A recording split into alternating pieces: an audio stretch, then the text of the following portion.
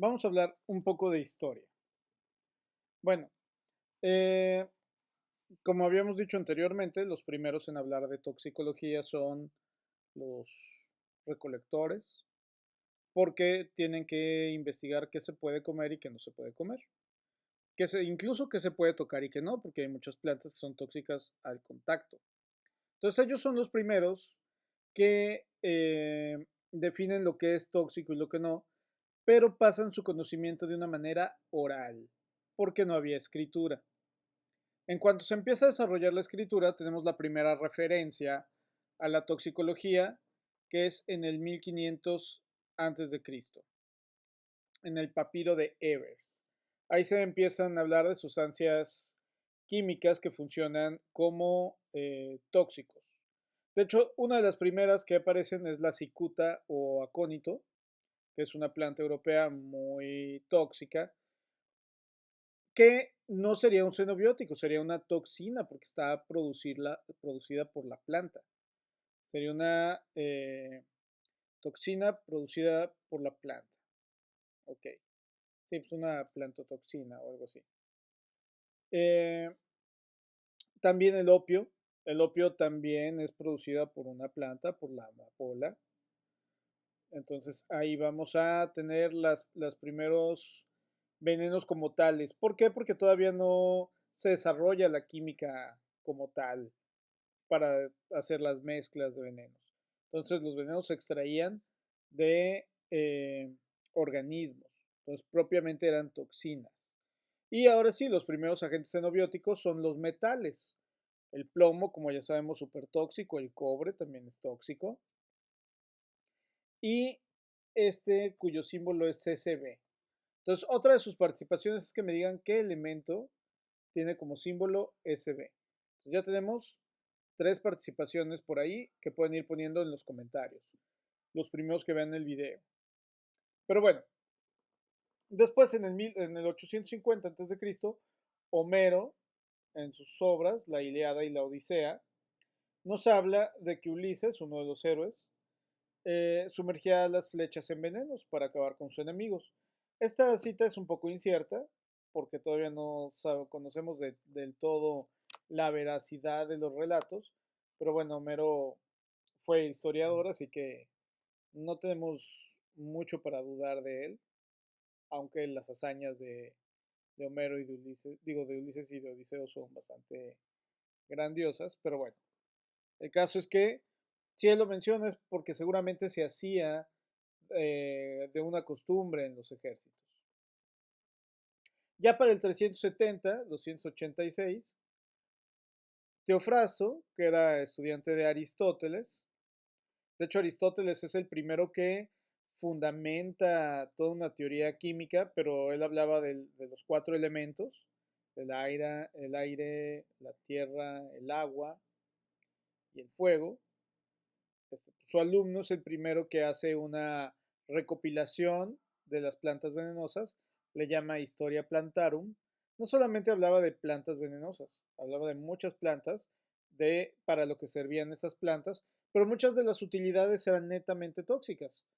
Que acuérdense que eran herramientas los venenos, tanto para cazar como para asesinar, incluso para las penas como la pena de muerte. Tan es así que en el 399 tenemos la ejecución de Sócrates, que es obligado a beber cicuta. Entonces lo condenó un tribunal por oponerse a a un tirano de nombre Critias, y se le obligó a tomar un vaso de veneno. eh, y de hecho lo ingirió él solo. Él dijo, ¿saben qué? Yo sé que soy inocente, estoy peleando por una causa justa, pero pues no quiero vivir tanto, eh, entre tanto corrupto, digamos así. Y bueno, la ventaja, bueno, no sé si se puede llamar ventaja, pero una suerte que tuvo Sócrates, estuvo acompañado por todos sus alumnos. Lamentablemente su alumno de mayor importancia, de mayor renombre, que fue Platón, no se encontraba con él en ese momento porque estaba enfermo, pero pues los que pudieron acompañarlo lo acompañaron.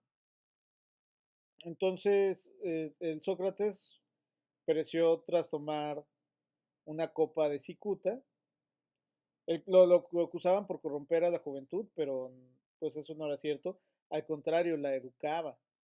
Pero pues ya saben, a los totalitaristas no les gusta nada de educación y pues por eso lo condenaron a muerte, en compañía de sus amigos, sus discípulos. Platón obviamente no, tenía otro alumno que se llamaba Genofonte, que también andaba de estancia por ahí en Asia y tampoco lo dejaron estar con él.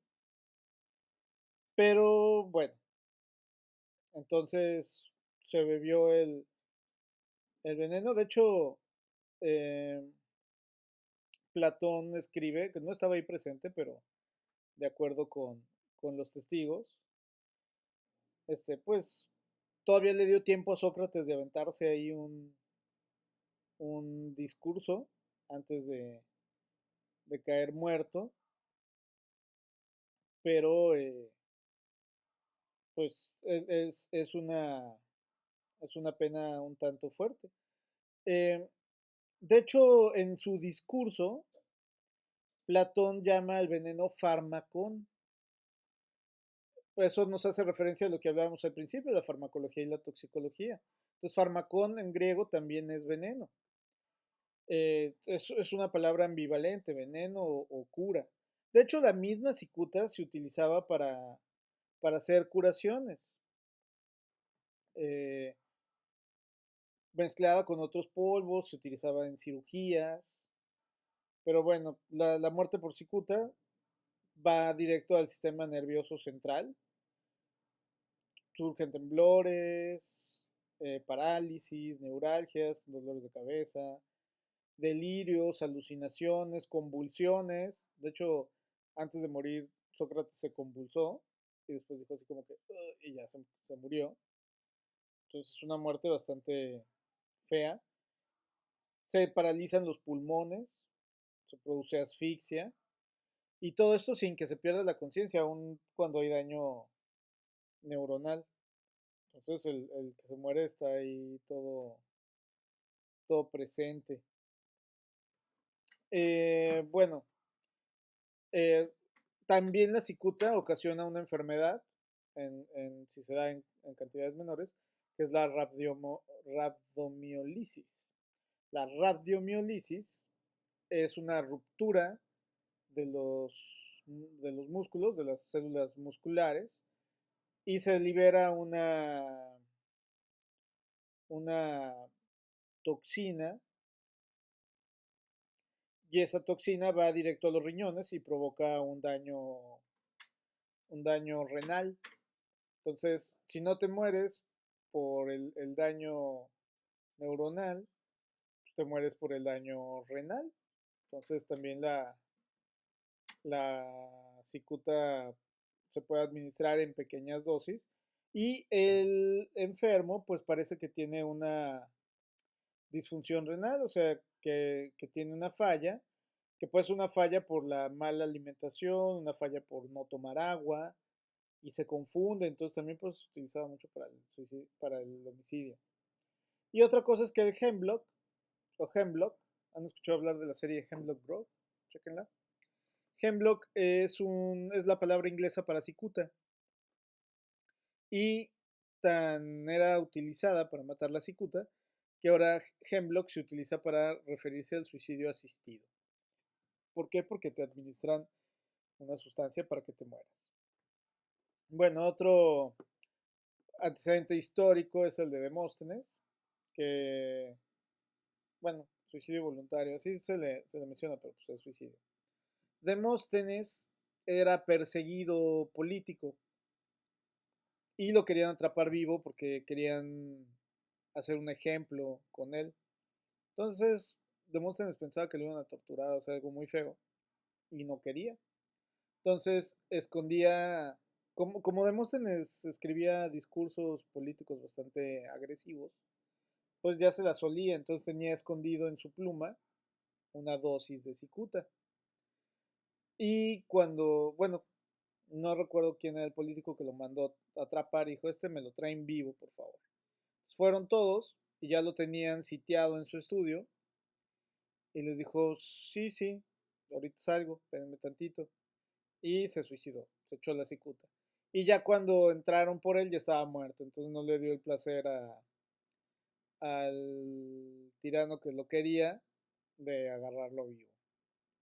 Pero bueno, otro caso en el 69, en el 30 antes de Cristo, por esos años, Cleopatra, seguro todos escucharon hablar de Cleopatra, pues al caer Egipto en manos de los romanos, aquí ya pasamos del dominio de Grecia al dominio romano, pues también se suicida para no ser atrapada, como era la reina, pues cree que es de más honor suicidarse que dejarse atrapar por los conquistadores.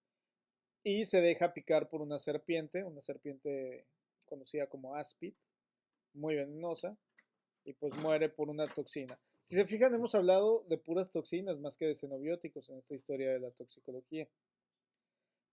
Otra historia es la de el rey Mitridates, que él empezó a investigar y descubrió los antídotos. O sea, aquí es la primera, con el rey Mitridates es donde se habla de antídotos. Él tenía mucho miedo a los venenos, mucho miedo a los venenos. Y pues desarrolla el antídoto y casualmente también Mitridates en una guerra pierde y se quiere suicidar, pero tanto era su miedo a los venenos que no se pudo suicidar, ¿no? Y a él sí lo agarraron. Lo agarraron y pues con todo el deshonor que conllevaba. Después vamos a tener a Dioscórides, que es griego, pero ya en la corte de Nerón, emperador romano. Se le encarga hacer una clasificación de tóxicos, ¿no? Entonces a Dioscórides se le conoce como el primer eh, clasificador de los tóxicos. No es el padre de la toxicología porque le ganó otro cuate que se llama Paracelso, pero Dioscórides es de los primeros ya en describir venenos como tales. Ahora sí, aparece Paracelso. Paracelso, el que es el llamado el padre de la toxicología, por la simple definición de lo que es una dosis. Entonces, Paracelso dijo, todas las sustancias son veneno y no hay ninguna que no lo sea. La dosis hace la diferencia entre veneno y remedio. Entonces, lo que les decía, hasta el agua, el azúcar, el nitrógeno, que es algo con lo que estamos en contacto todo el tiempo, pueden llegar a ser venenos si abusamos de ellos. Pero entonces, esto es muy importante. Otra nota importante, y esta es de carácter de conocimiento, ¿cómo les llamamos? Conocimientos generales, es la separación de la iglesia que viene con Paracelso. Ustedes dirán, ¿y a qué viene esto? Bueno, pues entonces, si se acuerdan, eh, pues los griegos son los primeros en preguntarse acerca de la naturaleza de la materia, ¿no? De qué estamos hechos. Entonces, si una piedra se puede transformar en un metal, ¿cuál es su naturaleza? La primera o la segunda, porque acuérdense que muchos de los minerales los encontramos en la roca y hay que lixiviarlos, hay que sacarlos de la roca. Pero los griegos no conocían ese proceso de lixiviación. Ellos pensaban que la piedra se transformaba en metal. Entonces decían, ¿qué es primero? ¿Es piedra o es metal? No sabían que son cosas distintas. Entonces, pues decían que todo apunta a que las sustancias se componen de unas cuantas materias básicas o elementos, o sea, ya empezaban a vislumbrarlo.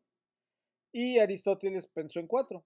Dijo, bueno, son tierra, agua, aire, que representaría lo que ahora conocemos como los tres estados de agregación de la materia, sólido, líquido, gaseoso, y añadió el fuego como la energía, ¿no? Entonces, sí tenían unas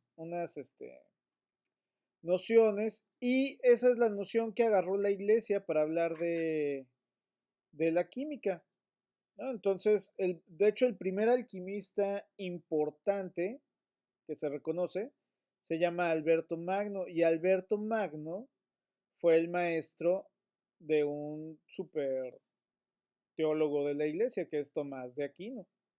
De hecho, Alberto Magno también era teólogo. Y bueno, se la pasaban hablando de la teología y su relación con la materia. Por ejemplo, Alberto Magno descubrió el arsénico, que es altamente tóxico. Eh, Tomás de Aquino apoyaba la teoría ilemórfica, que es la de materia y forma, la de Aristóteles. Entonces, por eso decimos que es la separación de Estado e Iglesia, porque luego llega Paracelso y dice Paracelso, ¿saben qué? Los metales no se transmutan, no se vuelven oro, y funda un movimiento que se les conoce como los iatroquímicos, que son los que consideraban a la química como un auxiliar de la medicina. Entonces ya dicen, ¿saben qué? No es magia, hay causa y efecto, y nos vamos a la medicina de ahí, ¿no? Entonces, de hecho, Dioscórides en su obra, bueno, otra obra donde hablaba de los tóxicos eh, de materia médica, también hablaba de los fármacos, ¿no? Entonces, Dioscórides es el que empieza a separar fármaco de tóxico y luego ya lo agarra Paracelso. Paracelso decía que el fin más importante de la química debía de ser producir alimentos para paliar el sufrimiento humano. Entonces él estaba seguro de que todo tenía que servir para curar, para tener una función terapéutica. Y bueno, es así como rompemos con la iglesia y la ciencia, ¿no? Aristóteles, pues le tocó quedarse lo de la iglesia adoptó toda su teoría, y Paracelso es el que rompe con esa teoría y se separa de la iglesia. Y empieza ya un pensamiento más del tipo científico. Entonces ya cambia el pensamiento de fisiología y magia a filosofía. No, de filosofía y magia a filosofía y ciencia. Es muy importante en cuestiones de pensamiento. Aristóteles era mago, era el padre de los alquimistas, y Paracelso fue científico. Por eso Paracelso es el padre de la toxicología. De hecho, podríamos decir que es el padre ya de la ciencia como tal, ¿no? Pero bueno, entonces Paracelso, ay, ya me fui. Paracelso promovió el término toxicón, refiriéndose a la parte tóxica, ¿no? Porque hablábamos de farmacón, que lo utilizaba Sócrates, ¿se acuerdan? Y ahora Paracelso dice, bueno, el farmacón lo vamos a utilizar para fármacos, para curar, y a lo que va a hacer daño le vamos a llamar toxicón. Ya tenemos ahí dos palabras importantes, toxicón y farmacón. Y Paracelso es el primero que dice que la experimentación es esencial en la búsqueda de las respuestas químicas, que se debe de hacer distinción entre propiedades químicas, tóxicas y terapéuticas, que la diferencia entre ellas a veces se encuentra en la dosis, relacionado a esta primera parte, la dosis hace el veneno. No lo dijo como tal, pero dijo la dosis hace la diferencia entre el veneno y el remedio. Y bueno, de ella viene un brinco muy largo hasta el desarrollo de la revolución industrial, ¿no? Que con el desarrollo de la revolución industrial y la exposición a todos esos agentes químicos, ya algunos pues purificados, que nos ponían más en expuesto, pues había enfermedades ya ocupacionales, ¿no? Y se empiezan a registrar, sobre todo la gente que trabajaba, por ejemplo, con el carbón, que respiraba todo eso, todo el polvo de carbón, y eso le hacía un daño por las partículas, ¿no? Por las partículas de tamaños micrométricos, como las PM5, las PM10, más relacionado con eso. Pero bueno, ya en 1775, un señor que se llamaba Percival Pott reconoce el rol de los xenobióticos en la salud humana, ya como tal, ¿no? Ya dice, ¿saben qué? Mm, El envenenamiento es cuando te dan veneno, pero no nada más ahí. puedes envenenar de diferentes formas. Y nace la toxicología moderna. Entonces ya en la toxicología moderna vamos a hablar de los niveles de organización y cómo se integran en, pues con estas moléculas o con estos toxicones. Entonces vamos a hablar de la molécula al ecosistema, pasando por la célula, órgano, organismo, población, y de lo que serían conocimientos generales o fundamentos, a herramientas y a ciencia aplicada. Entonces, por ejemplo, la toxicología general, lo que hemos estado hablando, son fundamentos y van a hablar desde la molécula hasta el ecosistema. Es decir, no hay una eh, especialización en solo vamos a hablar de lo que le pasa a los órganos, a las células, a los organismos. No. En general, la toxicología habla desde las moléculas hasta los ecosistemas, ¿no? ¿Por qué? Porque tenemos la toxicología molecular o tenemos la toxicología ecosistémica o la ecotoxicología. Pues aquí estamos hablando. ¿Cómo qué le pasa a los ecosistemas? Vamos a hablar de la toxicología de las células, la toxicología de los órganos. Ya cuando hablamos de los organismos en plural, vamos a entrar a lo que llamamos la epidemiología. La epidemiología no es nada más estudiar el desarrollo de los virus y bacterias, las enfermedades, sino también cómo las sustancias que están presentes en el medio pueden enfermar a una población en general, ¿no? Desde el organismo, desde cómo se enferma una persona hasta cómo afecta incluso a nivel ecosistémico. La epidemiología va a hablar de salud ambiental, por ejemplo, de la diabetes como una pandemia originada por el consumo de azúcares en exceso, o de los enfisemas pulmonares, que también es una pandemia, hablando de los fumadores o de los que están expuestos a la contaminación atmosférica. Entonces, la epidemiología habla de esas enfermedades que afectan a las poblaciones. Por aquí tenemos ecotoxicología ambiental, que una cosa es la ecotoxicología a nivel de los ecosistemas, lo que les platicaba hace ratito, y la otra la ecotoxicología ambiental, que más bien la podríamos llamar toxicología ambiental, pero reconociendo que esos tóxicos parten de la naturaleza, por eso le llaman ecotoxicología, porque entonces todos los agentes tóxicos están presentes de manera natural como xenobióticos o como toxinas, pero están en el medio, por eso la palabra eco. Eh, la patobiología, que no es la biología de los patos, sino de los patógenos o de las enfermedades, va a estar hablándonos a nivel célula, a nivel órgano, ¿no? Entonces, cuando ustedes le sacan un tumor y lo mandan a patología, bueno, que en realidad es patobiología, pero suena chistoso, entonces le decimos patología nada más. Pues ahí checan si tiene cáncer, ¿no?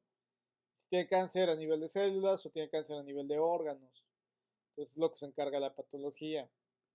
La ciencia animal pues habla de los animales, ¿no? Nosotros, las vacas, los pollos, los animales que son de interés. Y pues hablamos a nivel organismo, a nivel poblaciones. Luego viene la toxicogenómica. La toxicogenómica es muy padre porque nos enlaza el nivel celular con el nivel molecular. Es decir, las moléculas que le hacen al interior de las células. Cómo van a dañar el ADN o la transcripción a ARN cuando sale de la célula, del núcleo y se va al ribosoma. Y cómo eso afecta en las proteínas. Ahí está. Vamos a hablar de inmunotoxicología, ¿no? La inmunotoxicología es la respuesta de las células, los órganos y los organismos a los tóxicos, la respuesta inmune. Eso no quiere decir que nos hace inmunes a los tóxicos. La respuesta inmune quiere decir cómo responde el organismo a la presencia del tóxico. Aquí vamos a estar hablando, por ejemplo, de las alergias, relacionado con la toxicología de los alimentos, ¿no? Cuando comemos algo que nos hace daño, pues no se lo comen solo ustedes, se lo comen ustedes, su familia, los que viven en el pueblo, en la ciudad. Entonces ya va a nivel población la toxicología de los alimentos. Muy importante para las cuestiones de salud ambiental también. La toxicología reproductiva, que los afecta como individuos porque no pueden tener hijos, pero no los pueden tener porque están mal sus órganos reproductivos. ¿Por qué? Por la injerencia de algún agente xenobiótico. Y ya aquí ya vamos en lo aplicado, ¿no? ¿Cómo vamos a resolver eso para que pueda haber bebés y la población no envejezca? ¿O cómo vamos a poder hacer el riesgo ambiental, los estudios de riesgo? Esto ya es aplicado, ya nos lo piden en estudios cuando queremos poner una empresa, por ejemplo, hacer una actividad productiva, cuál es el riesgo de toxicología, cuál es la regulación legal, es decir, qué tanto podemos verter de uno u otro tóxico al medio, o qué tanto se pueden exponer nuestros trabajadores. Eso nos lleva a la toxicología ocupacional y bueno, el riesgo ambiental como tal, que ya lo estamos hablando, desde las moléculas presentes hasta el efecto en los ecosistemas.